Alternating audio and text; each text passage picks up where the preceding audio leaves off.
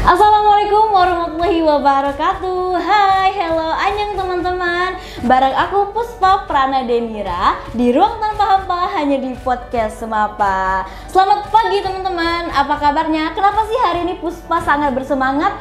Karena kali ini kita kedatangan narasumber yang keren banget, yang ganteng banget.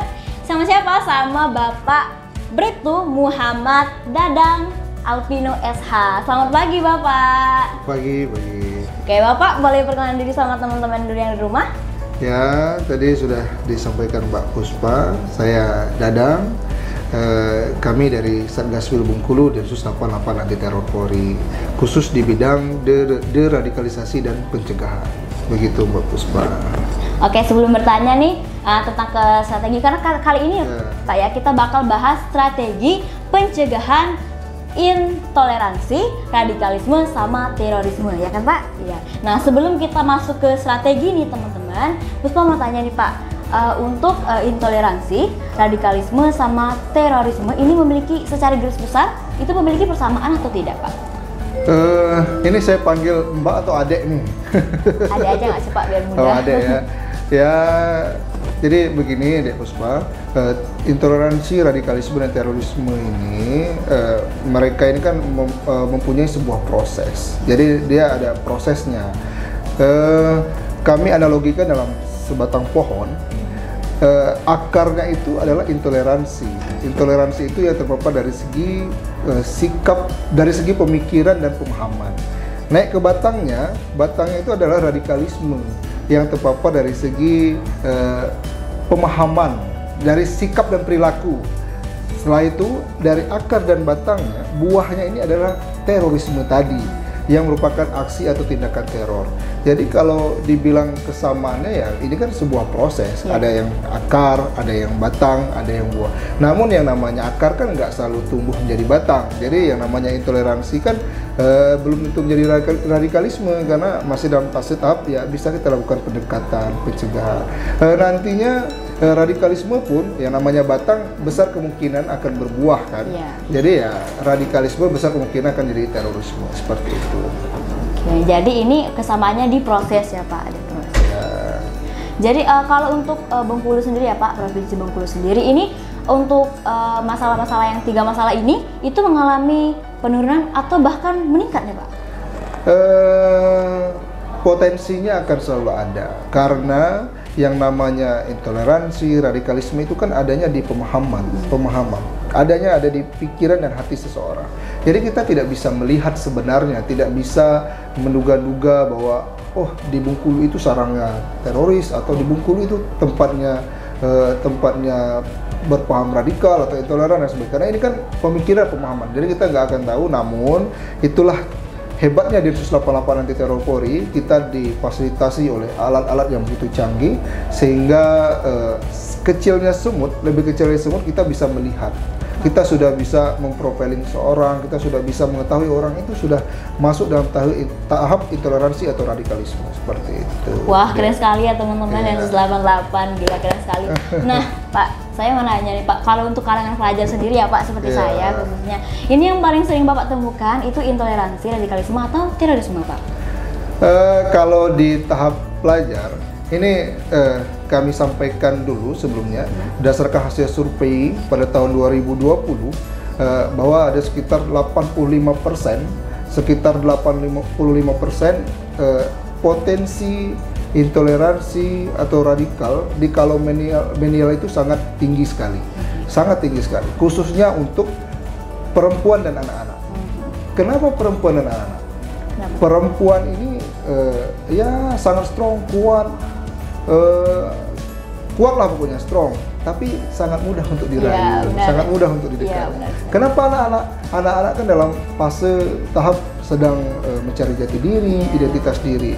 Dan pada tahun 2023 juga berdasarkan hasil survei bahwa ada sekitar 83,3% pelajar SMA mengatakan bahwa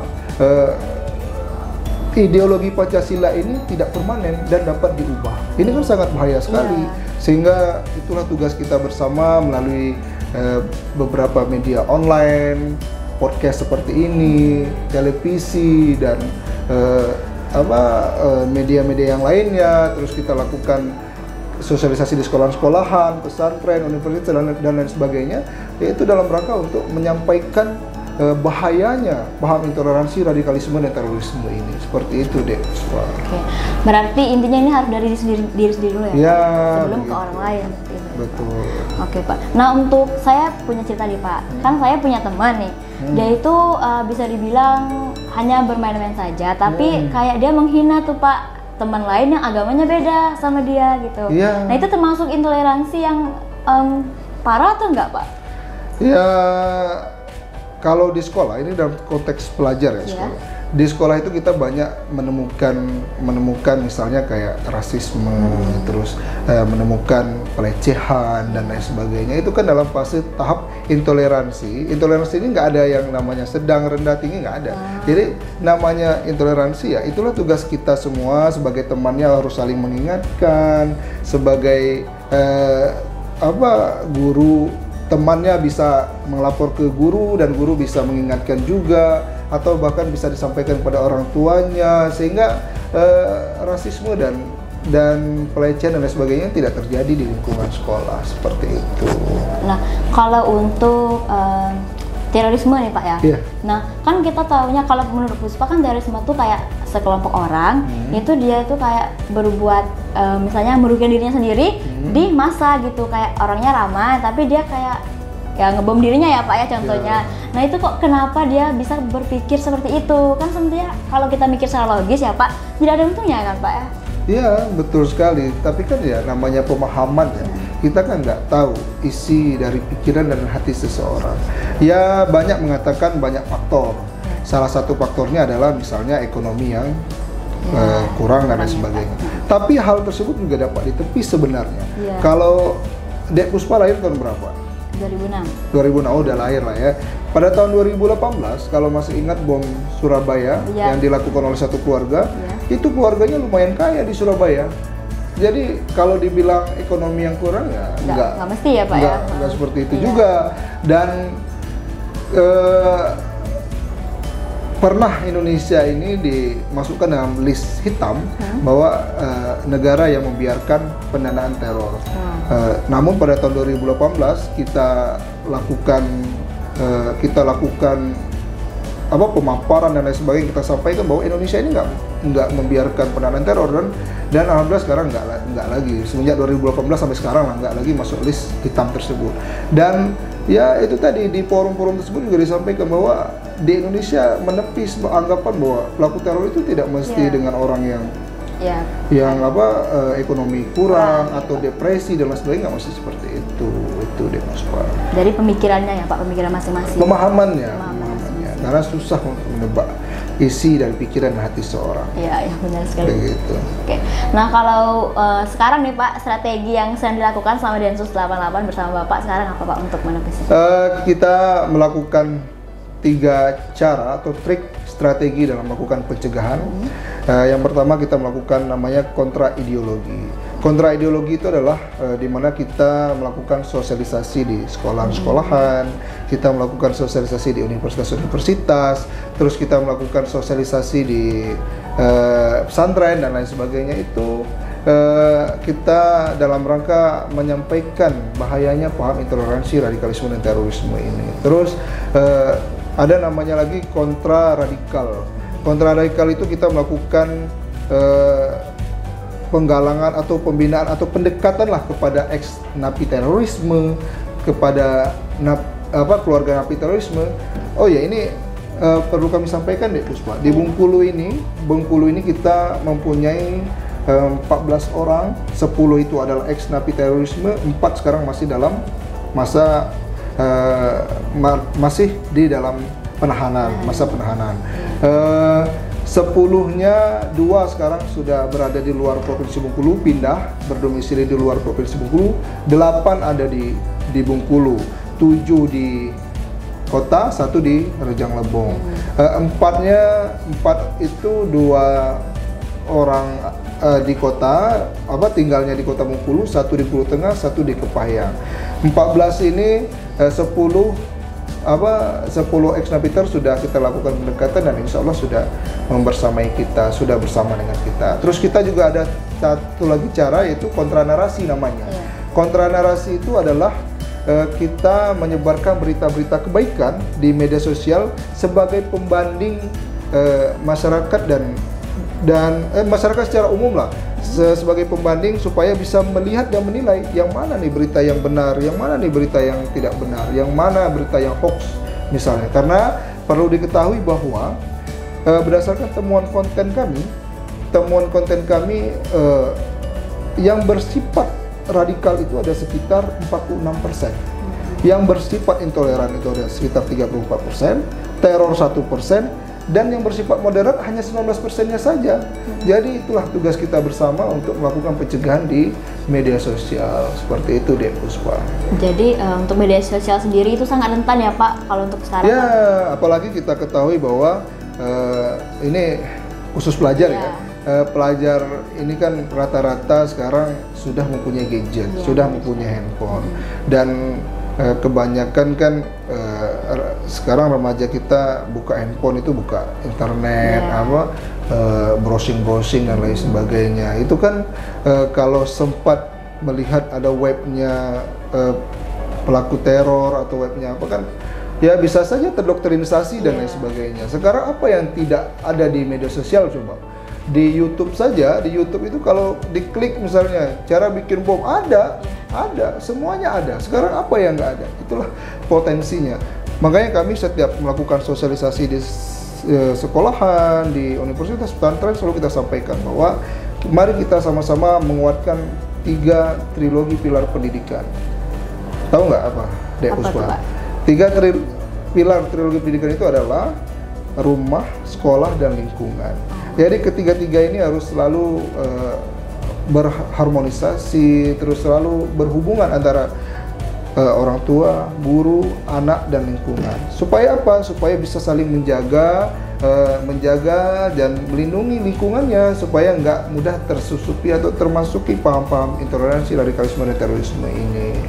Jadi tidak bisa dipungkiri ya Pak, rasa penasaran kita juga bisa membuat kesesatan.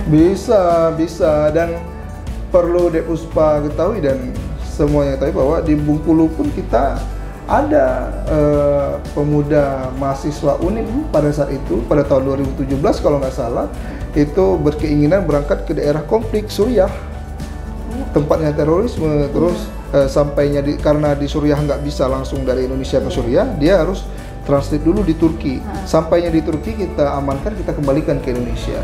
Salah satu faktornya adalah ini tadi sering bermain HP, browsing, pengajian di handphone dan sebagainya. Setelahnya barulah ikut pengajian di Bengkulu.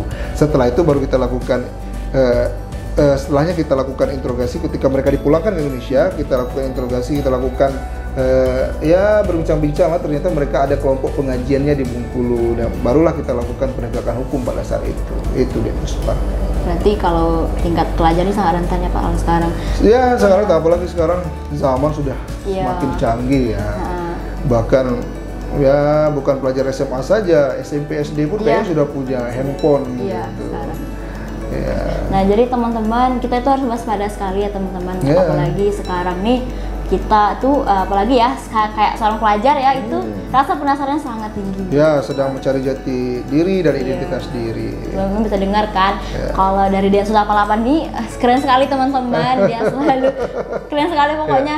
Dia nggak berhenti mencari bagaimana caranya supaya Indonesia atau Provinsi Bengkulu. Dan perlu diketahui Dek Puspa, pada tahun 2003, alhamdulillah keberhasilan kita semua dalam melakukan pencegahan berkat kita melakukan sosialisasi di sekolah-sekolahan, kita melakukan sosialisasi di universitas, pesantren, melalui media online, podcast, YouTube, TV, dan semuanya lah. Kita selalu bersilaturahmi dengan tokoh agama, tokoh adat, tokoh masyarakat, tokoh pemuda dan sebagainya.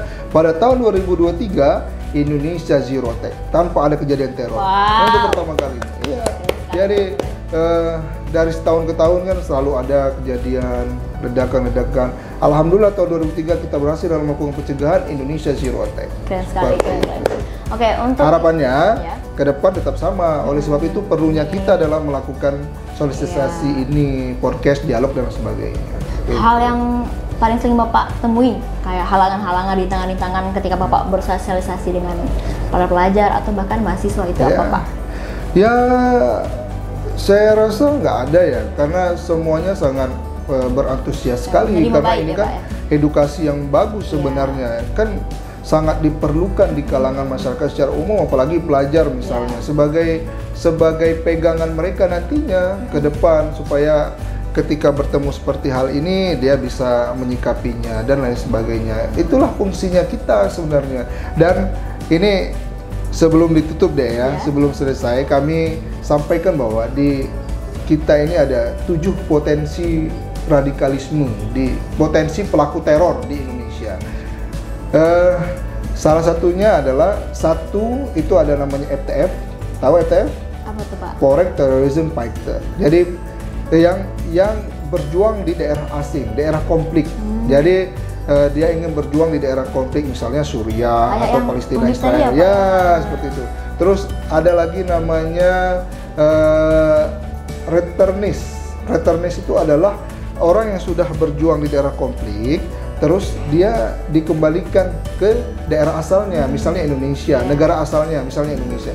Sehingga sangat berbahaya sekali. Dia sudah mempunyai kemampuan perang dan sudah mempunyai kemampuan tempur, sehingga perlu kita lakukan pembinaan. Oleh sebab itu, Densus 88 kita sudah bekerja sama dengan Kementerian Sosial, kalau nggak salah dengan namanya Bambu Apus, sehingga di sana bisa dilakukan pembinaan dan pendekatan sehingga mereka nanti bisa kembali ke masyarakat. Terus ada lagi yang ketiga namanya deportan.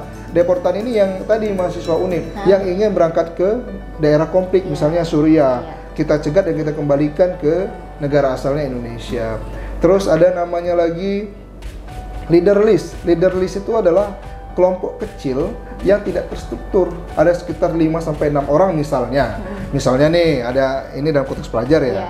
Ada anak pelajar yang ngumpul misalnya di bawah batang pohon. Nah, kan ini sekolah greenhouse ya. Greenhouse. Jadi ada di bawah batang pohon lagi sekolah ngerumpi, nanti kita pulang sekolah, kita ini ya, kita kerjain kepala sekolah ya, kita ini. Nah, itu kan sudah mulai itu mereka sudah masuk ke paham ya dalam konteks pelajar ya yang berintoleran lah seperti itu. Terus setelah leader list ada namanya lone wolf. Nah, ini tadi yang berbahaya.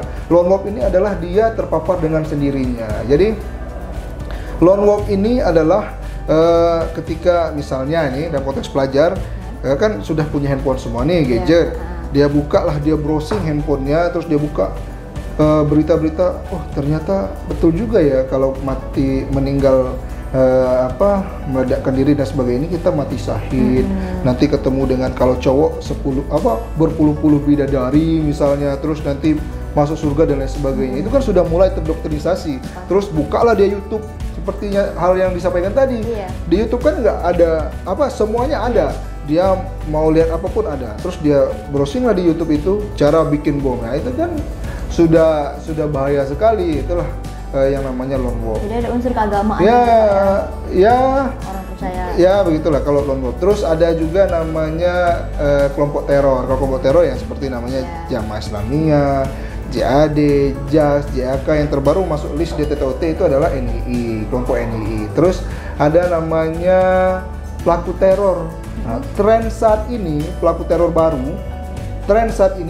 baru ini adalah mereka merekrut perempuan dan anak-anak. Seperti yang saya sampaikan tadi, perempuan kan yang memang strong, kuat, namun mudah untuk didekati dan dirayu. Anak-anak sedang dalam fase mencari jati diri dan identitas diri, seperti itu. Dan perlu diketahui oleh semua kalangan lah, ini tidak khusus dengan pelajar saja, semuanya, bahwa ya semua akan selalu di mana-mana akan banyak pertanyaan mengapa pelaku teror ini selalu dikait-kaitkan dengan agama Islam. Pasti ditanyakan seperti itu. Kami jelaskan bahwa kenapa pelaku teror di Indonesia banyak pelakunya adalah beragama Islam, karena kita negara yang mayoritas umat Muslim. Negara Indonesia ini negara yang mayoritas umat Muslim. Misalnya terjadi teror terjadi di negara India, pelakunya pun pasti yang beragama Hindu, karena di sana mayoritas umat Hindu. Namun bisa ditepis pada tahun 2015 kejadian teror di bom Alam Sutra, kalau masih ingat, kejadian di sana dilakukan oleh namanya Leopard. Leopard ini orang yang beragama Nasrani dan motifnya adalah memeras uang. Begitu Dek Puspa. Jadi nggak semuanya agama Muslim, iya. Ya. Nah, sebelum kita selesai ya Pak, saya mau Bapak sampaikan pesan-pesan untuk saya, pelajar-pelajar di luar sana dan pemirsa-pemirsa yang ada di rumah, Pak. Ya, kami selalu menyampaikan agar khususnya para pelajar untuk selalu semangat belajar, kejarlah impian dan cita-citamu setinggi mungkin. Karena ketika kita semangat girohnya belajar, insya Allah ya kita akan terjauhi dari paham intoleransi, radikalisme dan terorisme. Ya nggak usah aneh-aneh lah, pokoknya terus fokus belajar. Ada kata pepatah ahli strategi perang Sun Tzu dari Tiongkok, Sun Tzu menyampaikan bahwa ketika kamu mengenali dirimu dan mengenali orang lain, maka kamu akan memenangkan pertempuran. Dalam konteks belajar ya akan berhasil. Namun ketika kamu tidak mengenali orang lain, tapi kamu mengenali dirimu sendiri, masih ada kemungkinan kamu memenangkannya, masih ada kemungkinan kamu akan berhasil. Namun ketika kamu tidak mengenali orang lain dan tidak mengenali dirimu sendiri, kamu dalam ambang berbahaya, dalam ambang kehancuran. Jadi ya harus semangat dan selalu termotivasi untuk berhasil seperti itu. Di kami pun di Densus 88 kita ada salah satu di Satgas Bengkulu 88 Polri, salah satunya Polwan yang sekarang sama kita itu alumni sini SMA 4 di sekolah yang luar biasa ini. Begitu Dek Puspa. Jadi buat teman-teman, intinya kalau kita sedang belajar sekarang, intinya isilah dengan hal-hal yang positif ya Pak. Iya, begitu. Nah, contohnya seperti kita mengikuti ekstrakurikuler yang positif, jangan sampai kita hanya diam di rumah, terus kita bingung mau ngapain, akhirnya kita searching-searching yang nggak penting ya Pak ya? Betul. Ya sekali, oke. Nah, saya rasa ini bincang-bincang kita hari ini cukup sini aja ya Pak ya. Terima kasih sekali Bapak udah mau nemani Puspa di sini, udah mau berbagi ilmu kepada teman-teman yang ada di rumah. Jangan lupa teman-teman diamalkan ya teman-teman. Karena apa yang Bapak sampaikan bersama Densus 88 ini sangat penting untuk kita semua teman-teman. Bukan hanya di kalangan pelajar seperti Puspa dan teman-teman, tetapi juga untuk semua kalangan, benar ya Pak ya? Betul. Oke, jadi jangan lupa teman-teman untuk selalu mengamalkan hal-hal yang baik di kehidupan kita ya Pak ya. Oke teman-teman, sampai sini aja ya. Jangan lupa untuk like, comment, subscribe channel kita yaitu Media Center Semapa, karena Media Center Semapa bakal ngasih podcast dengan tema-tema yang menarik ke depannya. Jangan lupa untuk menyaksikannya teman-teman, karena Ruang Tanpa Hampa hanya di podcast Semapa. Wassalamualaikum warahmatullahi wabarakatuh. Waalaikumsalam warahmatullahi wabarakatuh.